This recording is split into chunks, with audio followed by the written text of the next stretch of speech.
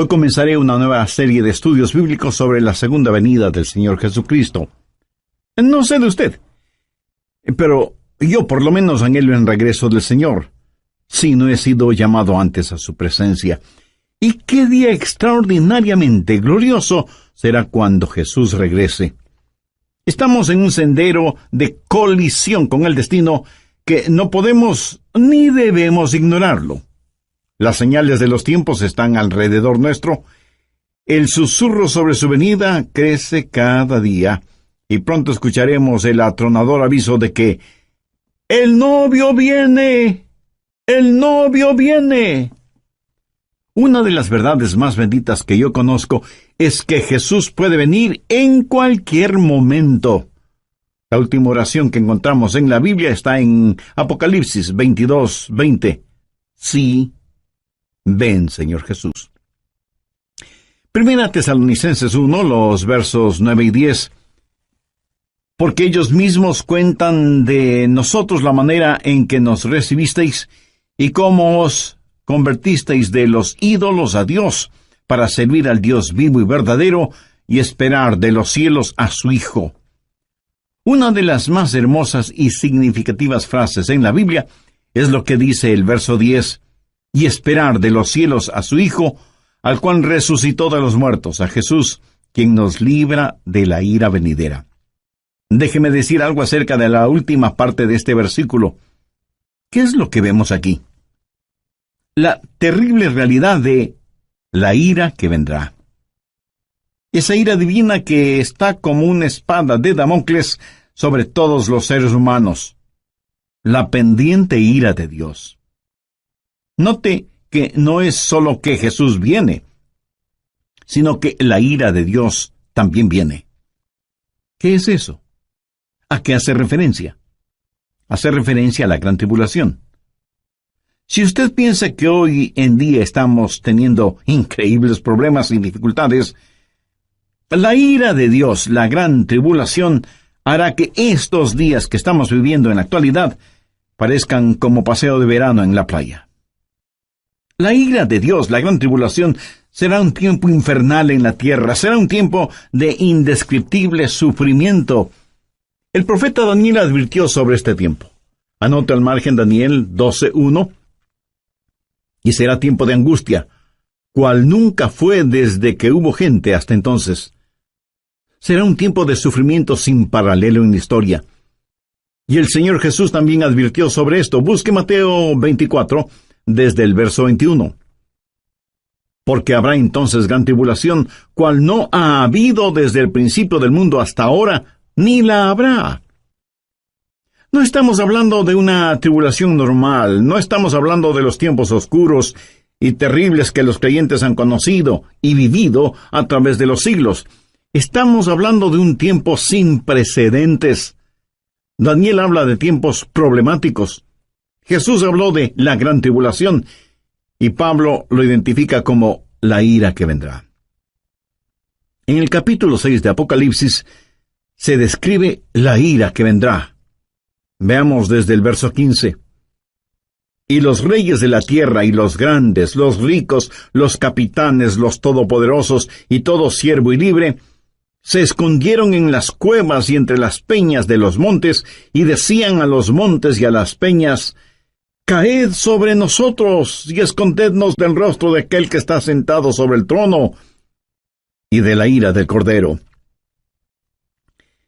Generalmente hablamos de la gentileza del amor del Cordero, o sea, de Jesús. Pero escúcheme con atención. El amor de Dios es la mitad de la verdad, pero no toda la verdad. Y cuando usted toma solo la mitad de una verdad y la presenta como si fuera toda la verdad, entonces la mitad que no presenta resulta que viene siendo una mentira. Pero, mi amigo, de acuerdo a la Biblia, la otra mitad del amor de Dios es la ira de Dios, la justicia de Dios. El gran día de la ira de Dios se acerca. ¿Y quién será capaz de enfrentarlo? Daniel, Jesús, Pablo y Juan hablan sobre ese evento. Ese día sin paralelo ni precedente en la historia humana va a llegar, y Pablo lo identifica como la ira que vendrá. Con todo lo que sucede a nuestro alrededor en nuestros días, bien se podría decir que las llamas del juicio de Dios están ya apareciendo en el horizonte. Apocalipsis 6, desde el verso 1. Vi cuando el Cordero abrió uno de los sellos, y oí a uno de los 4 seres vivientes decir, como con voz de trueno, ven y mira. Cuando usted escucha truenos, ¿qué es lo que espera? Pues una tempestad, ¿verdad? A Juan se le dijo que mirara. ¿Y qué es lo que él vio? Veamos en el verso 2. Y miré, y he aquí un caballo blanco. Vamos a ver 4 jinetes en sus caballos, cabalgando durante la gran tribulación. Algunos llaman a estos los 4 jinetes del Apocalipsis. Y todo esto no es más que una descripción de la frase que Pablo usó cuando dijo, la ira venidera. El primer caballo es el blanco, de dominio. Juan dice, y miré, y he aquí un caballo blanco, y el que lo montaba tenía un arco, y le fue dada una corona, y salió venciendo, y para vencer. ¿Quién es este que monta en un caballo blanco? Mi amigo, no es otro que el anticristo. Es la simbología bíblica. Un caballo blanco significa dominio, conquista, triunfo, y durante ese tiempo, el Mesías del diablo, el anticristo, regirá en el mundo. Tiene un arco en su mano, lo cual es símbolo de poder. Tiene una corona en su cabeza, lo cual también significa dominio. Y si usted me pregunta, ¿el mundo en realidad será gobernado por el anticristo? Absolutamente cierto. Jesucristo fue muy claro al respecto. Busque Juan 5:43. Yo he venido en nombre de mi Padre, y no me recibís. Si otro viniere en su propio nombre, a ese recibiréis. Jesús dijo que no le recibimos a Él, que es el verdadero Cristo, pero sí recibiremos al anticristo, que vendrá montado en un caballo blanco.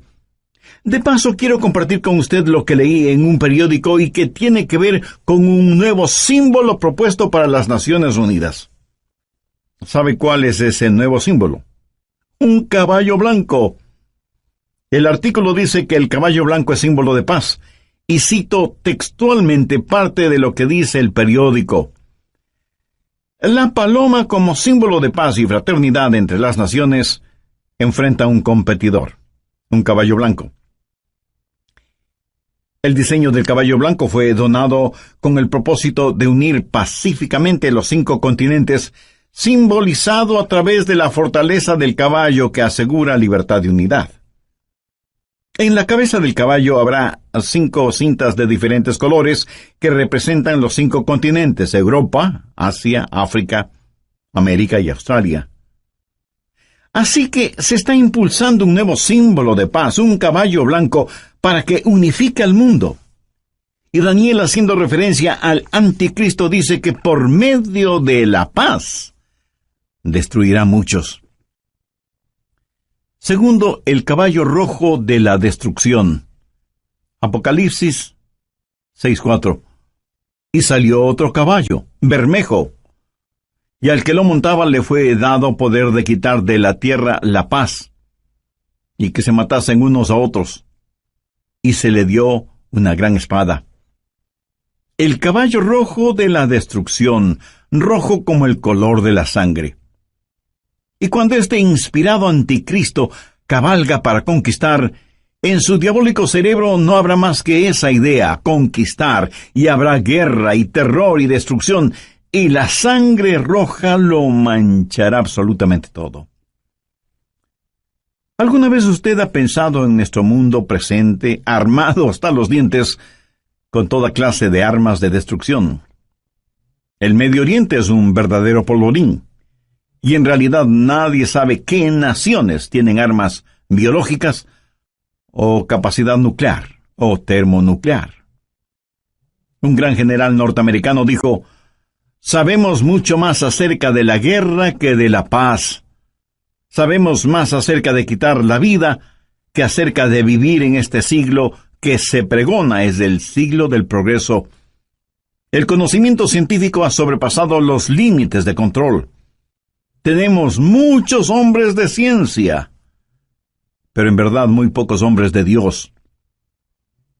El mundo ha alcanzado notoriedad sin sabiduría, poder sin conciencia.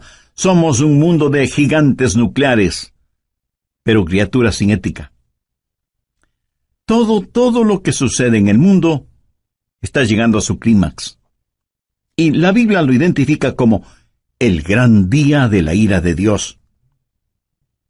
Con la llegada del caballo rojo de la destrucción, el espíritu del odio que está en el anticristo inflamará los corazones y las mentes de los seres humanos y causará que los padres maten a sus propios hijos y que se maten entre hermanos. Será un tiempo de indescriptible sufrimiento cuando la espada estará chorreando la sangre de todos aquellos que no han querido recibir la marca de la bestia. Y los cadáveres estarán abandonados en las calles, llenando con olores putrefactos el aire, en donde se mezclarán las lágrimas y el llanto de los vivos con el pedido de auxilio de los moribundos. Y uno puede entender lo que profetizó Jesús cuando dijo: «Mas ay de las que están encintas y de las que crían en aquellos días, porque habrá entonces gran tribulación, cual no ha habido desde el principio del mundo hasta ahora, ni la habrá». Tercero, el caballo negro de la privación. Apocalipsis 6, versos 5 y 6. Cuando abrió el tercer sello, oí al tercer ser viviente que decía: «Ven y mira». Y miré, y he aquí un caballo negro, y el que lo montaba tenía una balanza en la mano, y oí una voz de en medio de los 4 seres vivientes que decía: 2 libras de trigo por 1 denario, y 6 libras de cebada por 1 denario, pero no dañes el aceite ni el vino. ¿Qué representa el caballo negro? Representa hambruna, invariablemente, porque después de una guerra sigue la hambruna. La balanza en este pasaje, usada para pesar harina, habla de la escasez de los alimentos y nos habla de precios elevadísimos y naciones que se mueren de hambre. 1 libra de trigo o cebada representa una comida, y esa comida costará todo un día de trabajo, o sea que será necesario el trabajar todo el día para poder comprar algo para comer. ¿Sabía que ya vivimos en un mundo en donde más de la mitad de la población vive en perpetuo estado de hambre? Ahora imagínese lo que será durante la gran tribulación, cuando los hombres inflamados con un espíritu de odio preferirán ir a la guerra antes que trabajar en la tierra. Por la historia aprendemos que cuando el general romano Tito Vespasiano, en el año 70, cercó a Jerusalén, impidió el abastecimiento de alimentos desde fuera de la ciudad y confiscó todos los alimentos que encontró dentro de la ciudad para su propio ejército. Fue tal la hambruna que se sintió en Jerusalén que, según los historiadores, las madres casi enajenadas por el hambre mataban a sus bebecitos para comérselos. Jesús dijo que un tiempo mucho peor que eso está por venir. Cuarto, el caballo amarillo de la destrucción. Apocalipsis 6, versos 7 y 8. Cuando abrió el 4º sello, oí la voz del 4º ser viviente que decía: «Ven y mira». Miré, y he aquí un caballo amarillo, y el que lo montaba tenía por nombre Muerte, y el Hades le seguía. Y le fue dada potestad sobre la 4ª parte de la tierra para matar con espada, con hambre, con mortandad y con las fieras de la tierra. En el original griego, la palabra amarillo describe un color verde amarillento pálido. Este caballo es el de la destrucción, y millones de seres humanos serán destruidos. Esto nos enseña que en los oscuros días de la ira venidera habrá un odio generalizado, inspirado por el anticristo, y las masacres serán las consecuencias de ese odio, y la sangre correrá como ríos, y el hambre producirá muerte, y después de la muerte, el infierno. Se dice que a veces más gente muere después de terminada una guerra que durante la guerra misma. Y usted preguntará, ¿cómo puede ser eso posible? Amigo, después de la guerra hay una explosión de pandemias, infecciones, plagas. Pero en este pasaje, note que después de la muerte viene el Hades. ¿Qué significa eso? La muerte reclama el cuerpo, pero el Hades reclama el alma. Esos van a ser días terribles cuando ni siquiera en el sepulcro usted podrá esconderse de Dios. Y yo creo que los 4 jinetes del Apocalipsis están listos para comenzar su recorrido. Si nuestros oídos son sensibles, escucharemos el estruendo de sus cascos aproximándose aceleradamente. El gran día de la ira de Dios vendrá, ¿y quién será capaz de enfrentarlo? Este pasaje de Primera de Tesalonicenses nos previene acerca de la ira que vendrá, pero solo he hablado de una parte de lo que sucederá durante la gran tribulación. Vayamos ahora a Apocalipsis 9. La gran tribulación será un tiempo cuando los espíritus diabólicos serán desatados sobre la tierra. Apocalipsis 9:1. Y el 5º ángel tocó la trompeta, y vi una estrella que cayó del cielo a la tierra. ¿Qué representa esa estrella caída? Es el mismísimo Lucifer. Y se le dio la llave del pozo del abismo, o sea, la llave es entregada a este supercriminal para que abra la cárcel que está en el abismo y deje en libertad a los malévolos espíritus encerrados allí. Y cuando eso pase, cosas increíblemente horrorosas van a suceder. Veamos el verso 2. Y abrió el pozo del abismo, y subió humo del pozo como humo de un gran horno, y se oscureció el sol y el aire por el humo del pozo, y del humo salieron langostas sobre la tierra, y se les dio poder como tienen poder los escorpiones de la tierra. Un notable comentarista bíblico refiriéndose a esto dice, las langostas son infernales.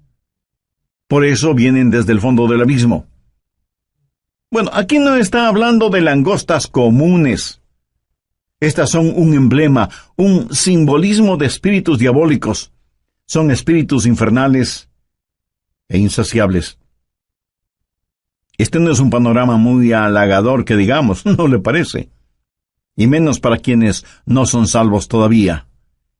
¿Es usted ya salvo o salva? ¿Hay en su corazón el anhelo de que Jesús regrese? ¿Tiene la absoluta certeza de que al morir se irá al cielo? Si no es así, usted necesita hacer una decisión espiritual ahora mismo. Le invito a decir la siguiente oración. Dígala con sus propias palabras. Las mías son solo una guía. Querido Dios, perdóname porque aún siendo religioso, he estado tan pendiente de las cosas materiales que no he puesto ninguna atención a las cosas espirituales. Soy pecador y necesito tu perdón. Me acerco a ti en busca de misericordia y gracia. Señor Jesús, te invito a que seas mi Salvador y mi Señor. Lo hago con sincera y profunda fe, pidiéndote me perdones, me limpies, me sanes y me salves. Usa mi vida de acuerdo a tus divinos propósitos. Lo pido en tu santo nombre. Amén.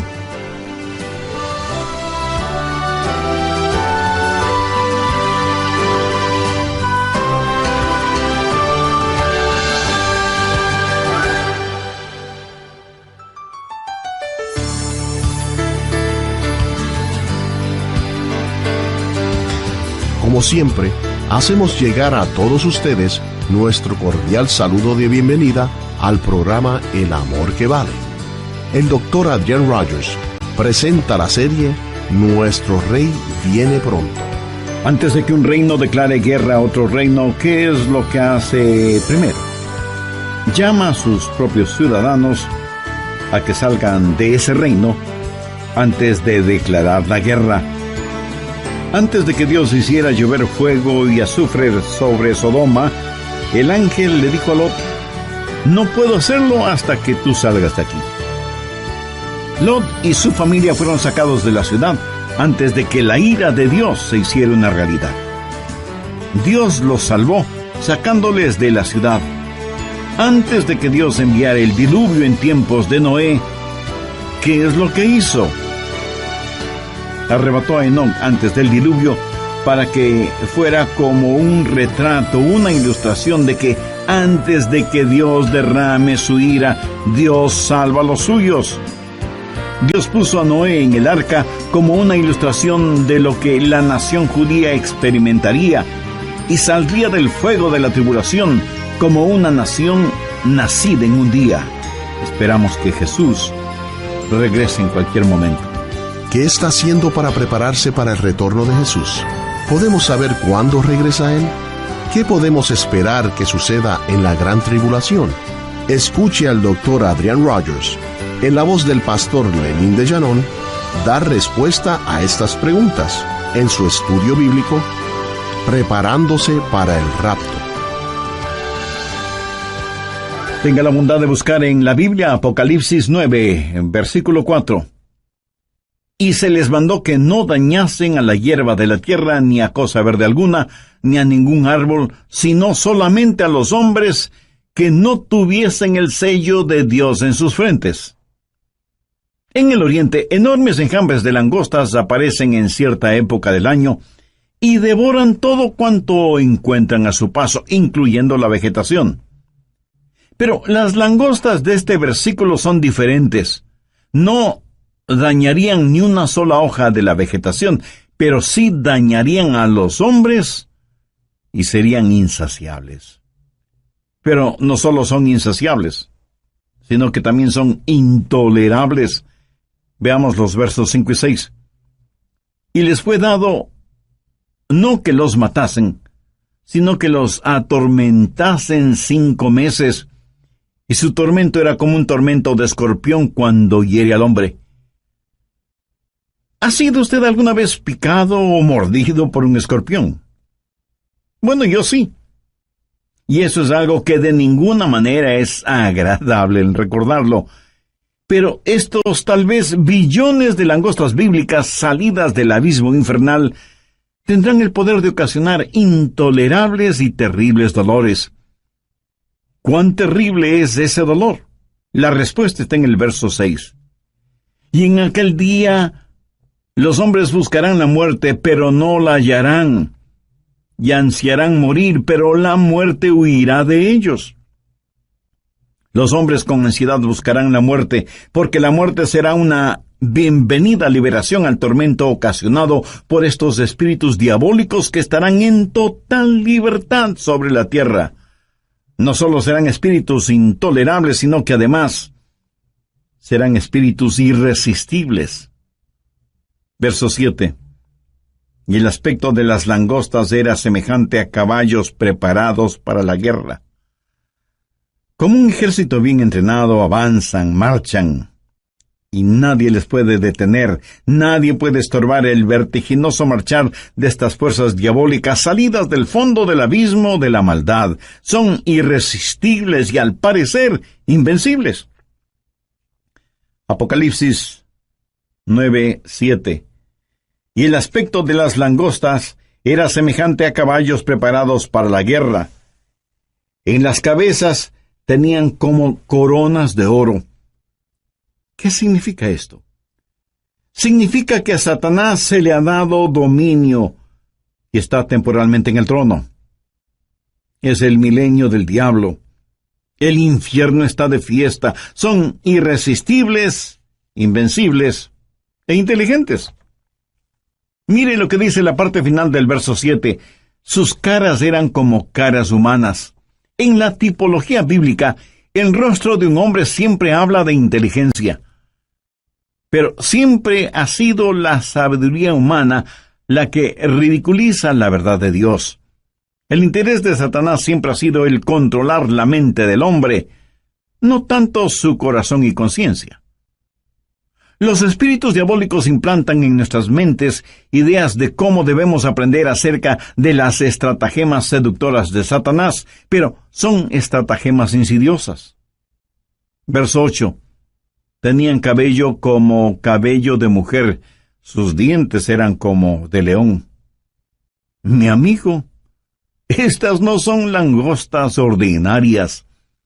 El cabello de mujer habla del carácter seductor y atractivo de las fuerzas diabólicas.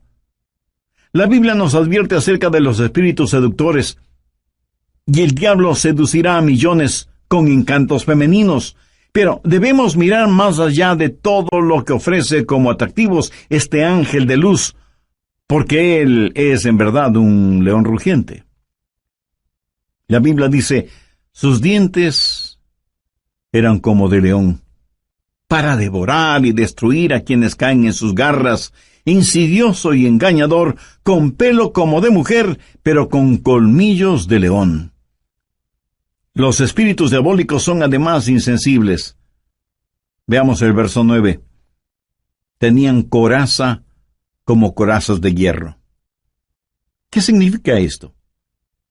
Que por un periodo de tiempo ellos eran inmunes a cualquier daño. A los débiles y pecadores seres humanos no les servirá de nada el tratar de luchar. ¿Cuán frecuentemente desestimamos el poder de Satanás y nos reímos y hacemos bromas al respecto? Lo cual es una necedad, porque estos espíritus diabólicos son insensibles e inescapables. Note lo que dice la segunda parte del verso 9. El ruido de sus alas era como el estruendo de muchos carros de caballo corriendo a la batalla. Por todas partes el aire está lleno con los ruidos de estos espíritus diabólicos, a quienes usted ni puede ganar en astucia, ni en nada. Veamos ahora el verso 10. Tenían colas como de escorpiones y también aguijones, y en sus colas tenían poder para dañar a los hombres durante 5 meses. ¿Sabía usted que el tiempo normal de vida de una langosta es 5 meses? El apóstol Juan usa simbolismos para decirnos que estos espíritus malignos, que tienen colas como de escorpiones, efectuarán su trabajo de herir a los hombres. Tienen el poder para hacerlo. Y como si todo esto fuera poco, esos espíritus son además indivisibles. Verso 11. Y tienen por rey sobre ellos al ángel del abismo, cuyo nombre en hebreo es Abadón y en griego Apolión. Hay un rey sobre estos espíritus. Recuerde que no tenemos lucha contra sangre y carne, sino contra principados, contra potestades, contra los gobernadores de las tinieblas. Abadón o Apolión literalmente significa destrucción. Un poderoso príncipe infernal, tal vez Satanás mismo, es quien los guía para que torturen a los habitantes de la tierra durante la gran tribulación, o sea, durante la ira venidera. En segundo lugar, hay una anticipada espera. Veamos 1 Tesalonicenses 1:10. Y esperar de los cielos a su Hijo, al cual resucitó de los muertos, a Jesús, quien nos libra de la ira venidera. ¿Lo ve? Esperamos por su Hijo Jesús, quien nos libra de la ira venidera. Pregunta, ¿vivirá la iglesia la gran tribulación? ¿Estará la iglesia sujeta a la ira que vendrá? Bueno, personalmente no lo creo, y le diré por qué. Creo que la Biblia claramente enseña que la iglesia será arrebatada, raptada, antes de que la ira llegue. Veamos 1 Tesalonicenses 5:9. Porque no nos ha puesto Dios para ira, sino para alcanzar salvación por medio de nuestro Señor Jesucristo. El apóstol Juan le dijo a la iglesia de Filadelfia la misma cosa. Veamos Apocalipsis 3:10. por cuanto has guardado la palabra de mi paciencia, yo también te guardaré de la hora de la prueba que ha de venir sobre el mundo entero. Y usted podría preguntarme, pastor, eso es lo que Juan le dijo a la iglesia de Filadelfia, pero no a nuestras iglesias. Vayamos rápidamente a Apocalipsis 3:13. ¿Qué dice? El que tiene oído, oiga lo que el Espíritu dice a las iglesias. Lo que se le dijo a la iglesia de Filadelfia también es para nosotros. Si guardamos las palabras de su paciencia, Él nos librará de esa hora de tribulación. Dios no derrama su ira sobre sus hijos, Él disciplina a sus hijos. Antes de que un reino declare guerra a otro reino, ¿qué es lo que hace? Llama a sus propios ciudadanos a que salgan de ese reino antes de declarar la guerra. Antes de que Dios hiciera llover fuego y azufre sobre Sodoma, el ángel le dijo a Lot, no puedo hacerlo hasta que tú salgas de aquí. Lot y su familia fueron sacados de la ciudad antes de que la ira de Dios se hiciera una realidad. Dios los salvó sacándoles de la ciudad. Antes de que Dios enviara el diluvio en tiempos de Noé, ¿qué es lo que hizo? Arrebató a Enoc antes del diluvio para que fuera como un retrato, una ilustración de que antes de que Dios derrame su ira, Dios salva a los suyos. Dios puso a Noé en el arca como una ilustración de lo que la nación judía experimentaría y saldría del fuego de la tribulación. Si la iglesia va a pasar la gran tribulación, hay ciertas cosas que deben suceder. Y no estaremos esperando el regreso de Jesús en cualquier momento. Anote Mateo 24:36. Pero del día y la hora nadie sabe, ni aun los ángeles del cielo, sino solo mi Padre. Nadie, absolutamente nadie, sino el Padre, conoce el tiempo del regreso de su Hijo a la tierra. Y en Mateo 24:38, porque como en los días antes del diluvio estaban comiendo y bebiendo, casándose y dándose en casamiento, hasta el día en que Noé entró en el arca. Entonces vendrá el Hijo del Hombre. Ahora escúcheme. Comer, beber, casarse o dándose en casamiento no es precisamente la gran tribulación. Es cierto que para algunas parejas su cónyuge es una gran tribulación.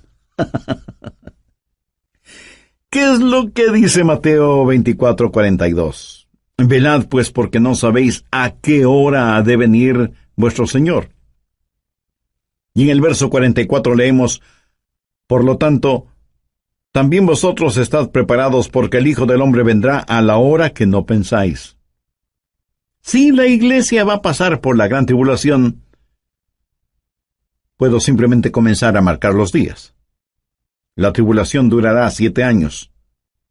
La divido en 2 períodos de 3 años y medio y puedo comenzar a contar. Pero la Biblia dice que debemos esperar por Jesús, debemos esperar su regreso de los cielos. No debemos estar esperando la tribulación. Marcos 13, versos 32 y 33 dicen, pero de aquel día y de la hora nadie sabe, ni aun los ángeles que están en el cielo, ni el Hijo, sino el Padre. Mirad, velad, llorad, porque no sabéis cuándo será el tiempo. Una y otra vez el Señor nos dice que debemos estar listos. Él nos ha librado de la ira venidera.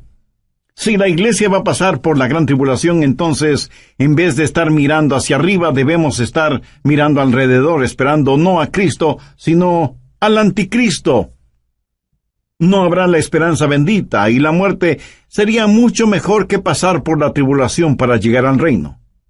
Sí, hay una ira pendiente, pero también hay una anticipada espera. Nosotros esperamos por Jesús. Hay también un servicio ejemplar. ¿Qué debemos hacer? Pues estar listos para el rapto. ¿Cómo los creyentes de la iglesia primitiva se preparaban para el rapto?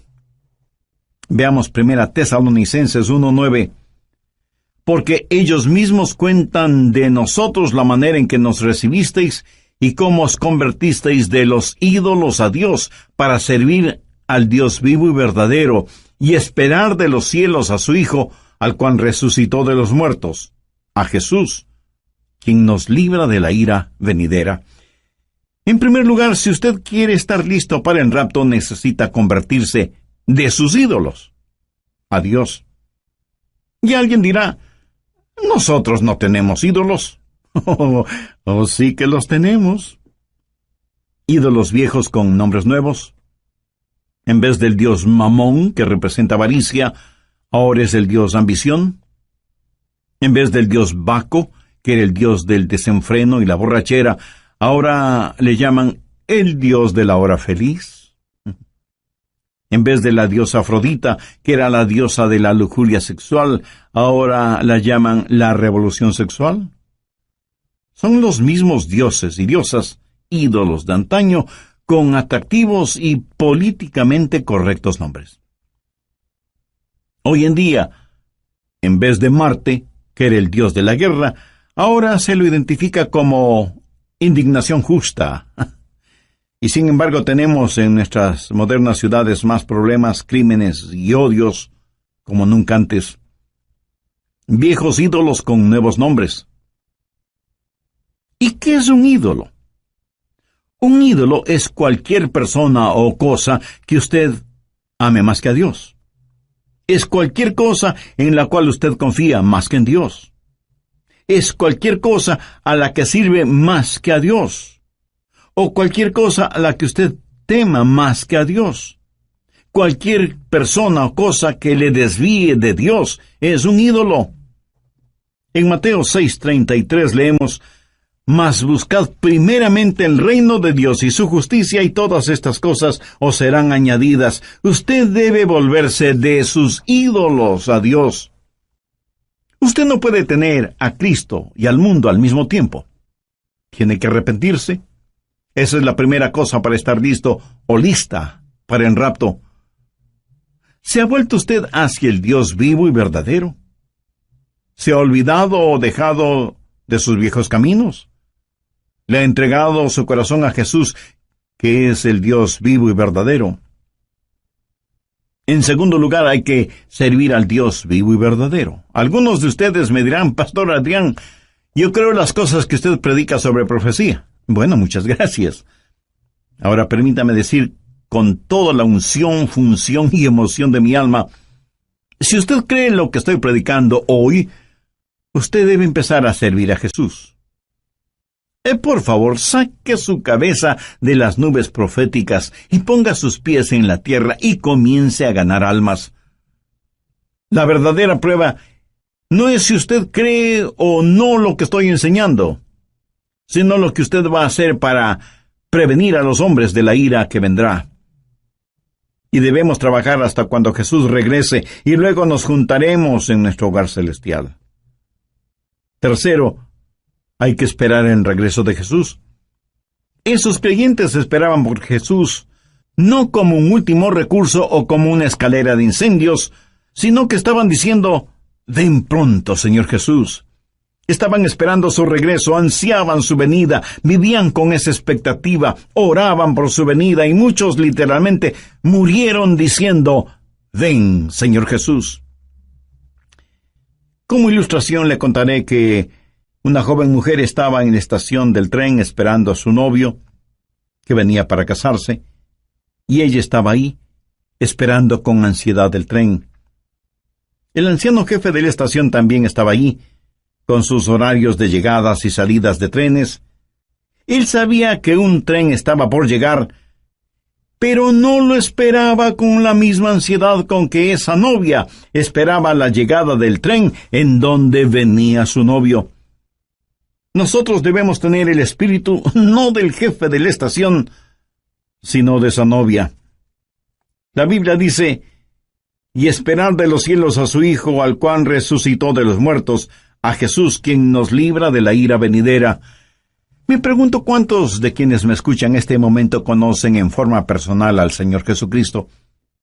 Porque si usted aún no tiene una relación íntima con Él, este es el momento de hacer esa decisión. Recuerde que Jesucristo puede retornar en cualquier momento, y en la Biblia no encuentro ninguna esperanza para nadie que no tenga a Cristo en su corazón. Si usted rechaza ser salvo antes de la venida de Jesús, terminará creyendo las mentiras de Satanás, y tendrá que vivir los horrores de la tribulación, y después de eso, el infierno, o sea, separado eternamente de Dios. Y si me pregunta cómo puede ser salvo, lo primero que tiene que hacer, mi amigo, mi amiga, es dejar sus ídolos y buscar al Dios único y verdadero, y por fe pedir la presencia de Jesús en su vida. Y eso lo puede hacer este mismo instante, orando la siguiente sencilla oración: Señor Jesús, te invito a que vengas a morar en mi corazón. Te pido perdón por mis pecados, límpiame y sálvame. Yo no puedo salvarme por mí mismo, y no merezco ser salvo, pero tú moriste para salvarme si confiaba en ti. Confío en ti con todo mi corazón. Quiero nacer de nuevo, tener una vida nueva y transformada. Haz de mí la persona que tú quieres que sea. Lo pido en tu santo nombre. Amén.